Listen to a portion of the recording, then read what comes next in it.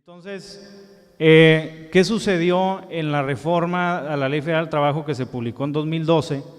O más bien, ¿cuál era la perspectiva bajo la cual el legislador quiso regular este tipo de prestación de servicios, ¿no? La primera era evitar la evasión y la elusión en el cumplimiento de responsabilidades de los patrones en materia laboral, no fiscal. Y la segunda era hacer lo mismo, evitar el abuso en materia de seguridad social y también laboral, ¿no? Evidentemente tiene sus efectos fiscales, pero la reforma no fue orientada en ese sentido en principio, ¿no? Entonces, ¿qué fue específicamente lo que se estableció en esta reforma?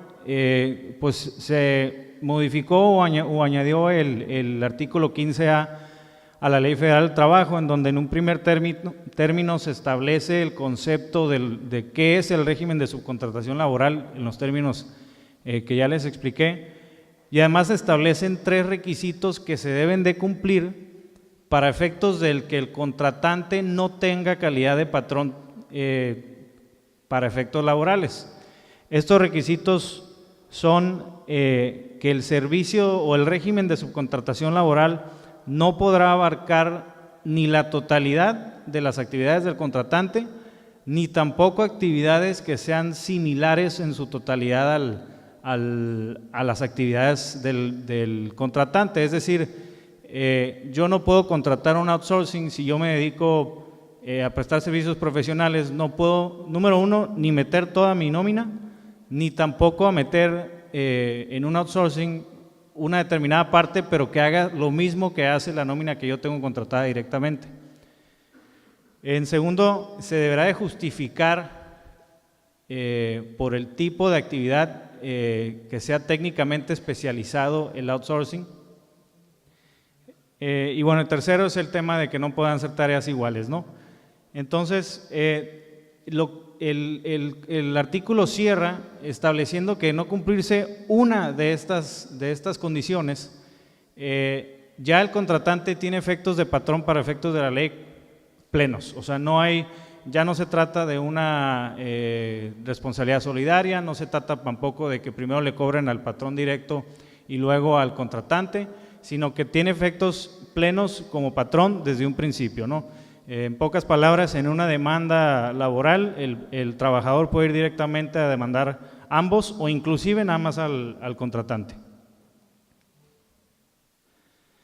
Este artículo 15A es complementado con el 15B, en donde se adiciona que el contrato de prestación de servicios entre el contratante y el contratista debe de constar por escrito, en un primer término. Y en segundo término, pues le pone la obligación al contratante de asegurarse que el contratista tenga todos los elementos suficientes para prestar el servicio. Es decir, la manera en que la Ley Federal del Trabajo ve el outsourcing es como si el contratante fuera, o sea, el contratante no tiene empleados, no sabe dónde conseguir y va directamente al contratista para que le ponga a su disposición sus empleados. Es por eso que se supone que debe tener todos los elementos propios para prestar el servicio. Además, yo siento que esta disposición pues es bastante, digamos, inespecífica y abre una caja de Pandora en donde la autoridad laboral puede muy fácilmente determinar responsabilidades patronales al contratante, ¿no? En función de estos artículos, ¿cuál es el criterio de la Junta Federal de Conciliación del Trabajo? El primer concepto que se prevé en este criterio de la Junta es que toda relación de subordinación es una relación de trabajo. Es decir, se determine o se haga en el formato que sea, mientras haya subordinación, hay una relación de trabajo, ¿no? Y además, por regla general, las relaciones de trabajo deben de ser directas y deben de ser por tiempo indeterminado. Cualquier régimen laboral distinto es una excepción a la regla general. Se deben de cumplir con los requisitos del artículo 15A y del 15B.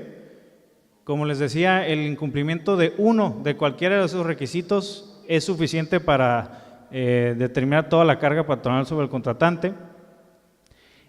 Y además, aún cumpliéndose con todos los requisitos, si el contratista no cumple con sus obligaciones en materia laboral con los trabajadores, sigue habiendo responsabilidad solidaria de parte del contratante.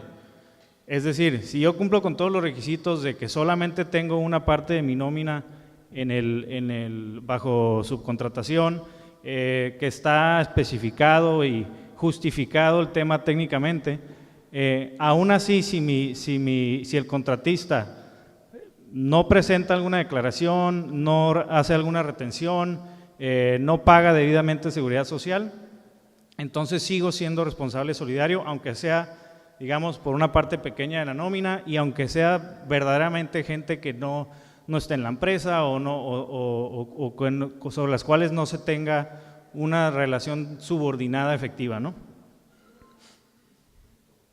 Bueno, en esos términos, pues es muy evidente que las autoridades laborales, la Junta Federal de Conciliación y del Trabajo, pues ve el régimen de subcontratación laboral como, digamos, como que de alguna manera lo han aceptado, muy controlado, pero definitivamente es un tema que ven con malos ojos, ¿no? Es algo que buscan evitar a toda costa.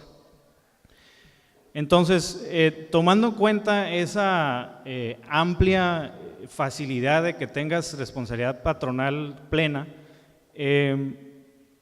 tenemos ahora que analizar, pues, qué dice la ley del IVA con respecto de la prestación de servicios personales subordinados, ¿no?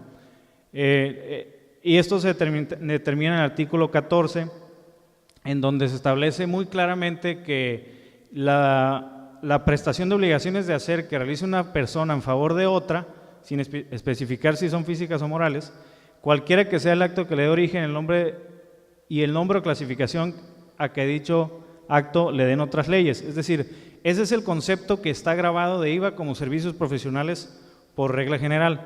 En el último párrafo del artículo se establece la excepción a los servicios personales subordinados, en los que una persona física presta los servicios a otra persona, que puede ser física o moral, pero se hace la exención específica del IVA en ese sentido. Es decir, los servicios prestados por un trabajador en virtud de una relación, de un contrato individual de trabajo, están exentos de IVA.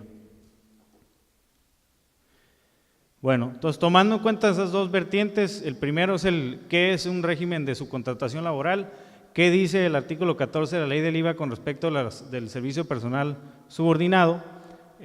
Vamos a analizar ahora dos casos específicos y contrarios que se desarrollaron entre 2014 o 2013 y 2016, en donde podemos ver diferentes interpretaciones de estas dos vertientes, ¿no? El primero fue un caso en Guadalajara, en donde se presentó una solicitud de saldo a favor de IVA, que estaba compuesto en su parte por el IVA que le pagó el contribuyente a la empresa que le presta el servicio de administración de nómina, ¿no? Esta administración de nómina, como en la mayoría de los casos, era la totalidad de la nómina del contribuyente, y el contrato de prestación de servicios estipulaba que la contratista prestaba el servicio de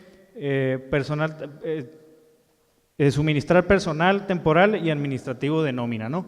Ese era el concepto en general del contrato que amparaba esa relación de outsourcing, ¿no? Entonces, a la solicitud de devolución recae un rechazo parcial o una autorización parcial en el que se resta el saldo a favor, el IVA acreditable por la facturación de los servicios de administración de nómina, ¿no? En base a los siguientes tres conceptos.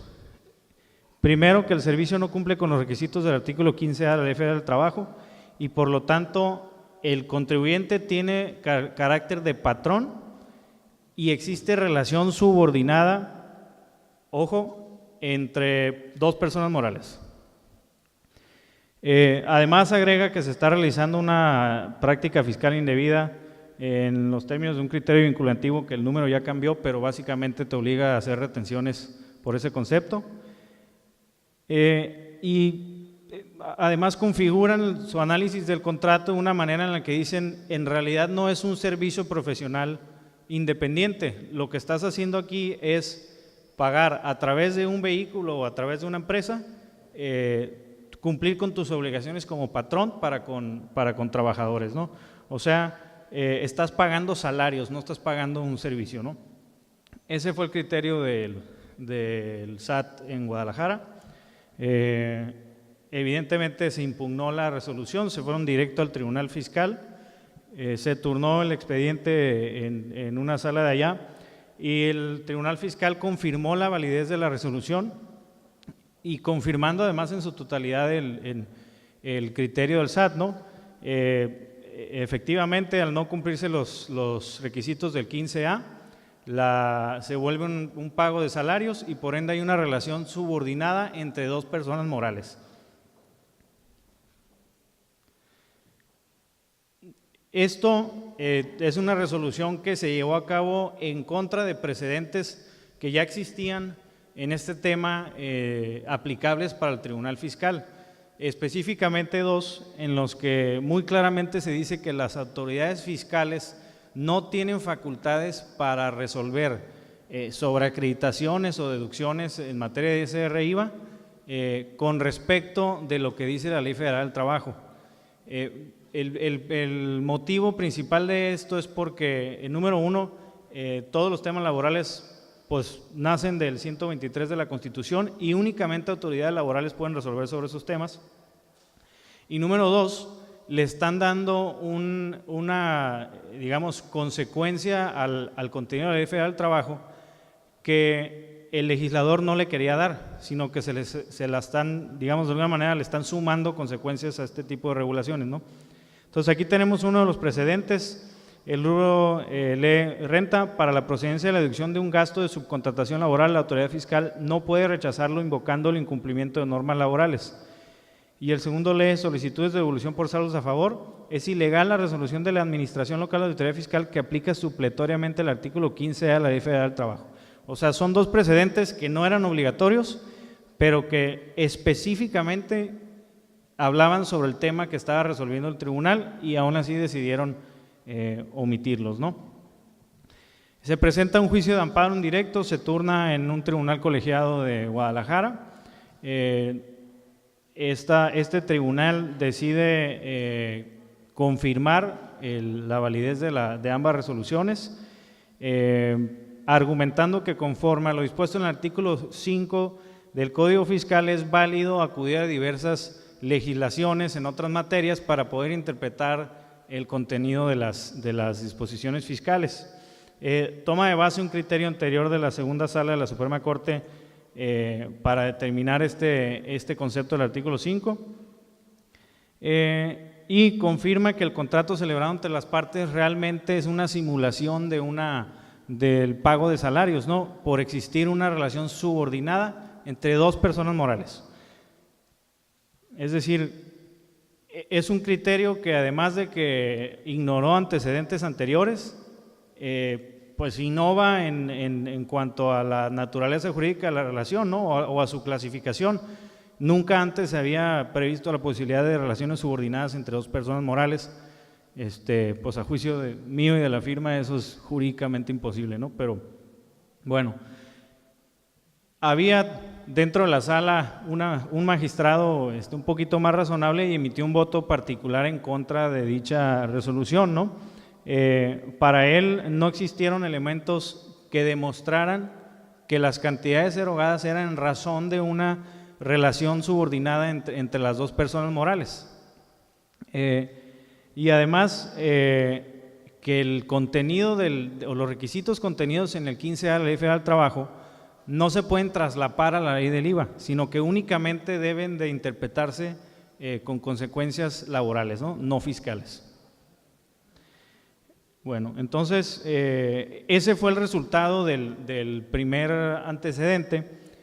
Esa resolución los magistrados llevaron a cabo el trámite correspondiente para convertirlo en tesis aislada a nivel nacional y en el circuito de Guadalajara, que no me acuerdo si es el 15, no, el 15 es aquí, ¿no?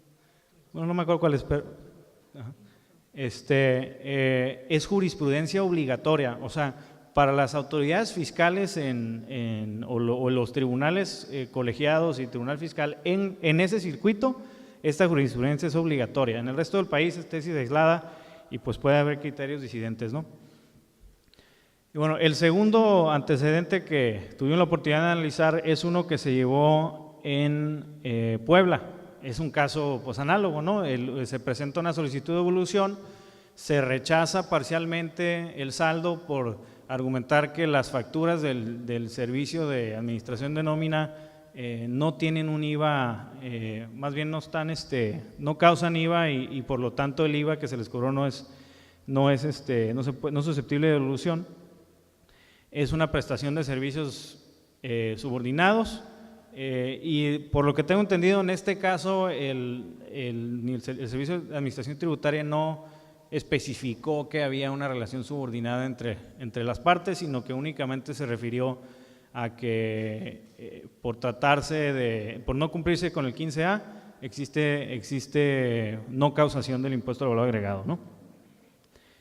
En este caso se presentó contra la resolución del SAT, se presentó un recurso de revocación, en el que, para sorpresa de todos, confirmó la legalidad de la resolución denegativa y posteriormente se promovió el juicio de nulidad respectivo, en este caso con la diferencia de que se aportó una prueba pericial contable cuyo contenido pues versa a mi juicio de temas muy básicos, pero yo creo que con la intención de reforzar la naturaleza verdadera de la relación, ¿no? Porque evidentemente la resolución de Hacienda pues viene muy distante a lo que verdaderamente establece la ley, ¿no?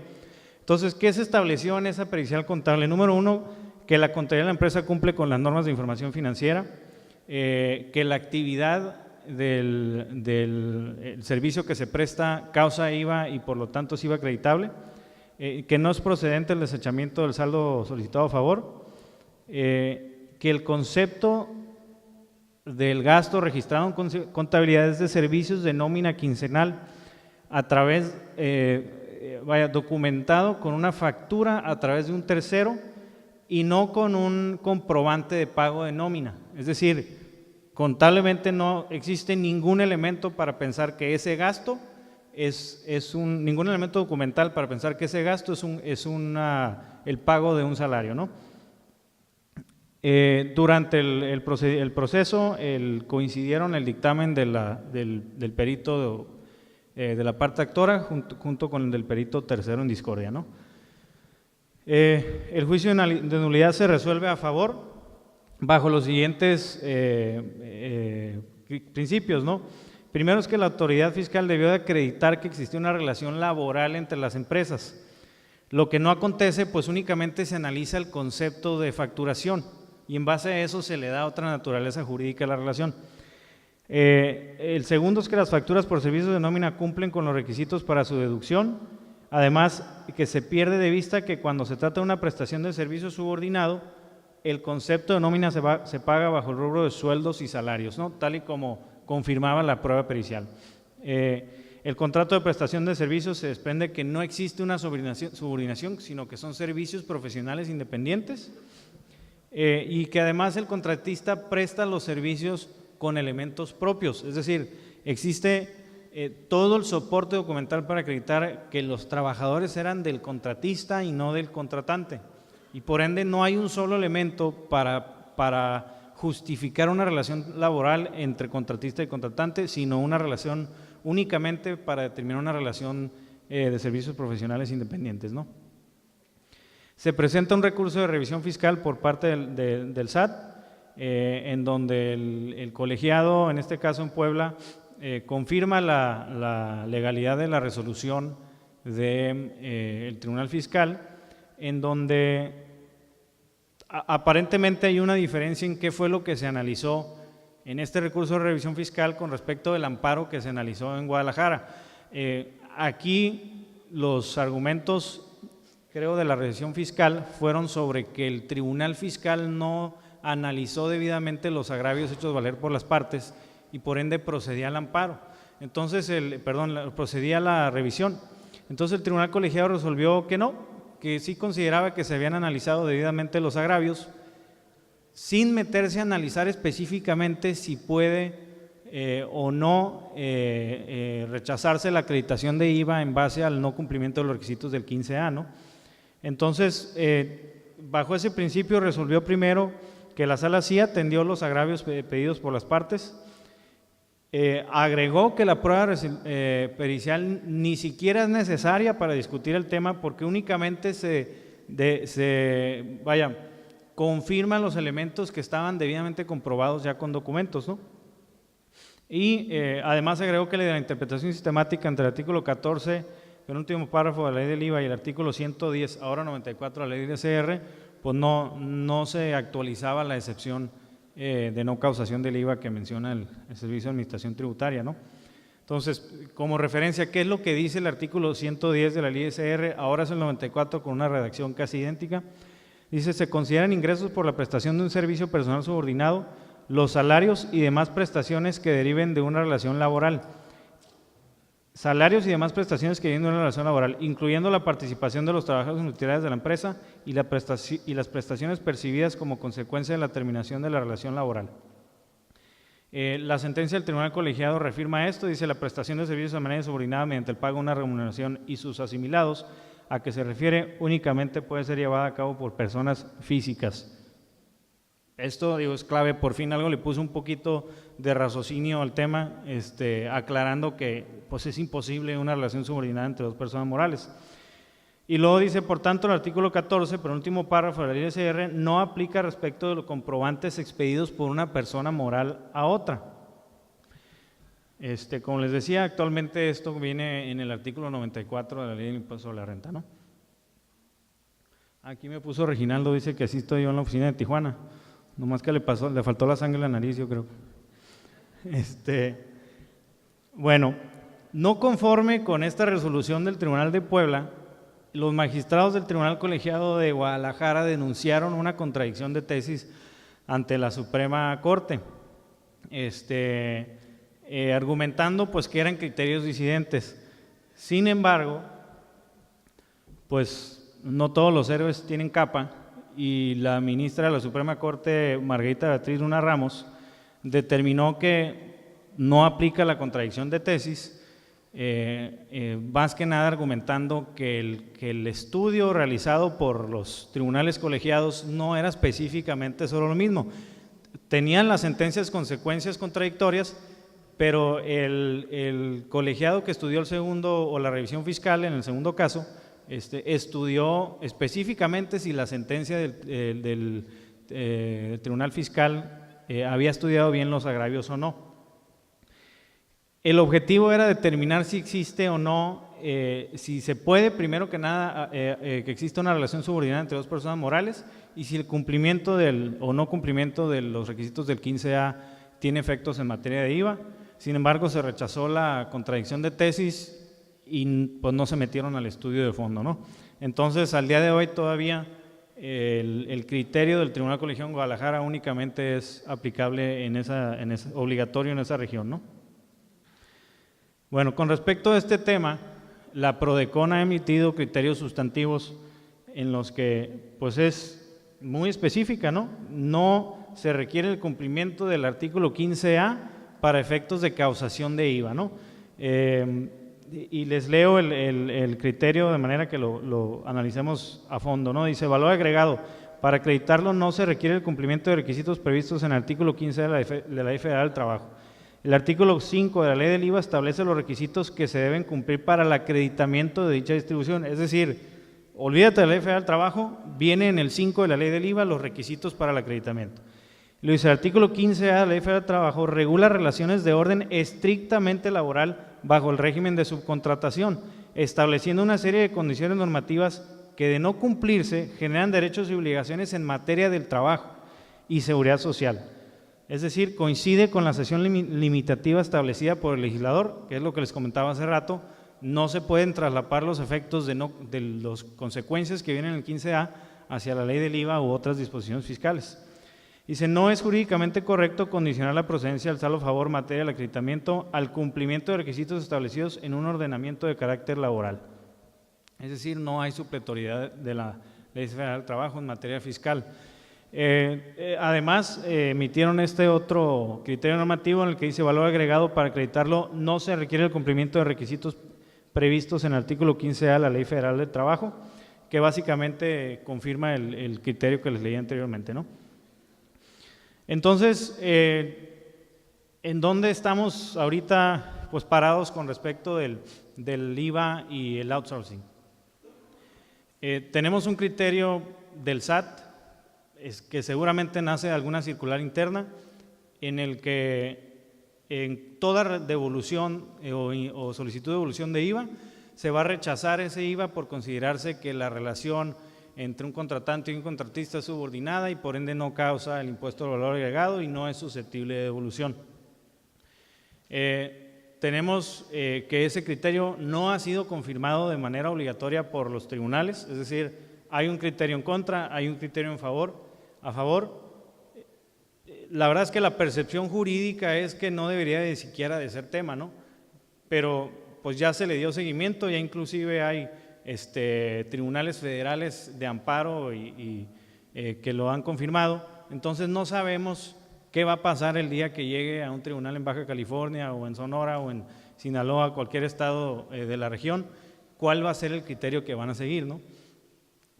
Pero de entrada ya tenemos que pues Hacienda coincide en que no hay o más bien considera que no hay causación de IVA, y ya cualquier servicio de outsourcing que no cumpla con el 15A es susceptible de un rechazo en devoluciones en primer término, y en segundo término es susceptible de que en una auditoría te rechacen la deducción de ese gasto por considerar que no se cobró el IVA debidamente, ¿no?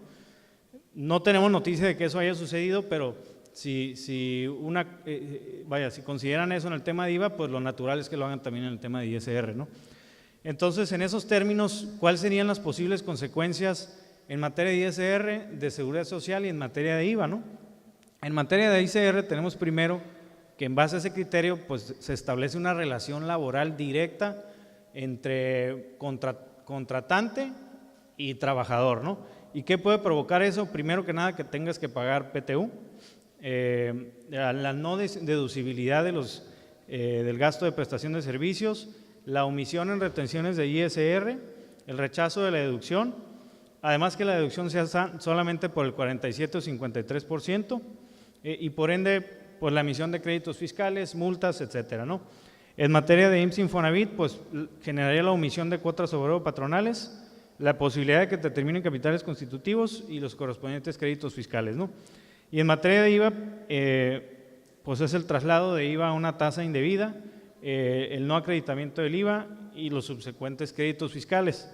Es posible además que si algún día esto permea al ámbito estatal, pues genere la supuesta omisión del impuesto sobre nóminas, ¿no?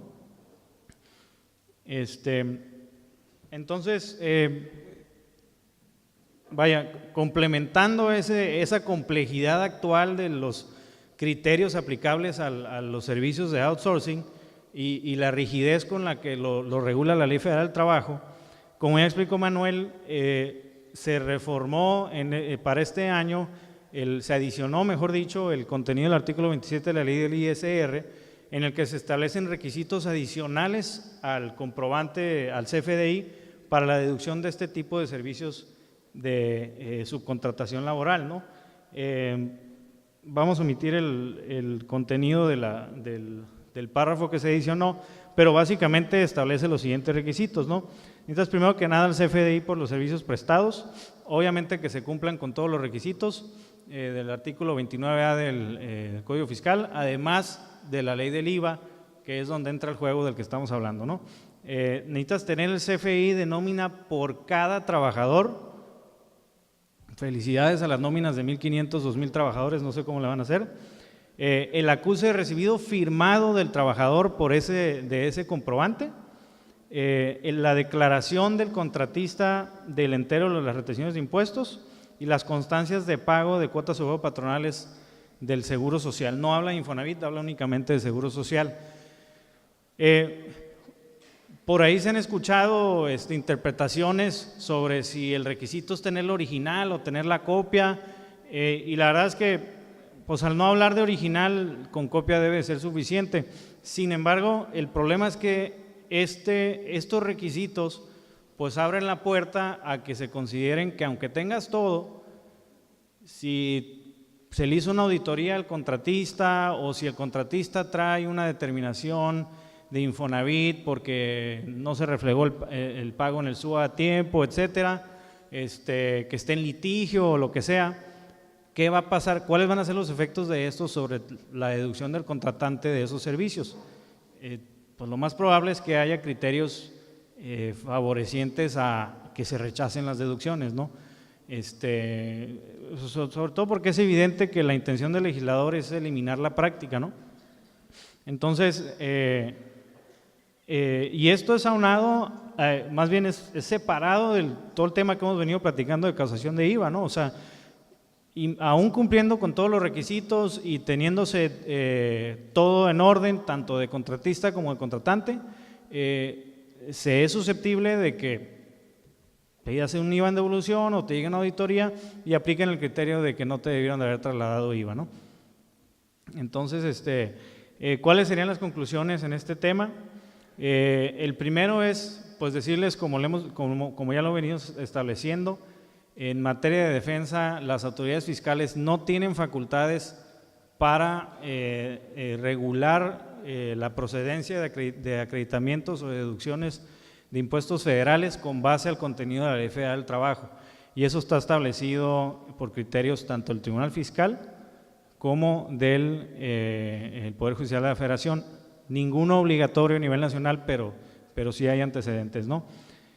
Si se va a contratar o si se tiene un servicio de outsourcing, pues la única manera de salir de cualquier problema es cumplir con los requisitos que establece el 15A de la Ley Federal del Trabajo y el 15B. El problema es ver si esos requisitos se acoplan a la realidad de las empresas, ¿no? Pero la única manera de salir de cualquier susceptibilidad es esa, ¿no?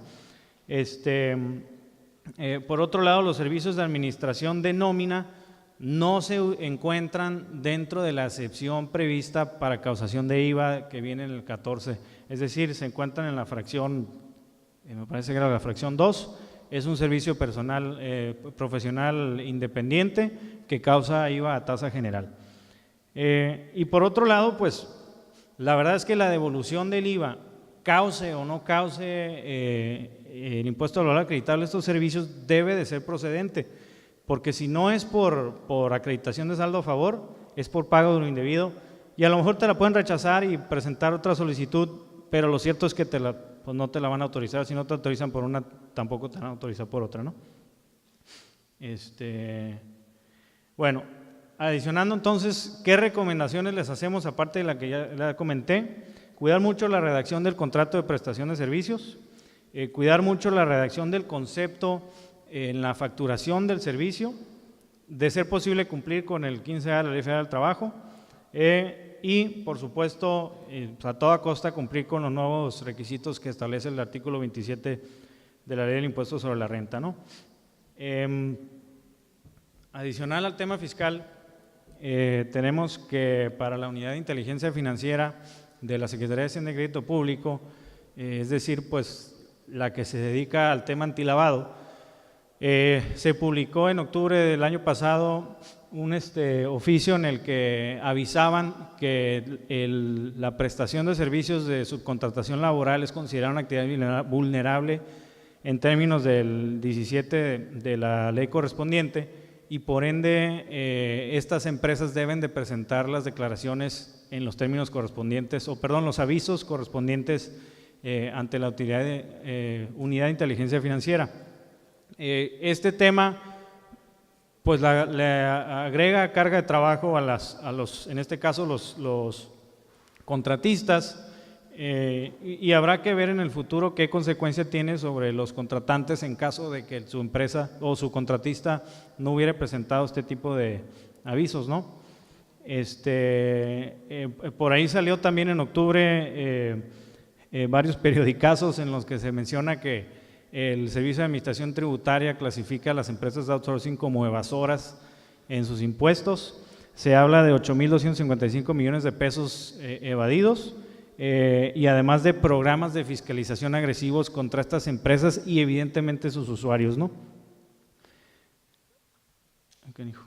Y ya terminamos, muchísimas gracias.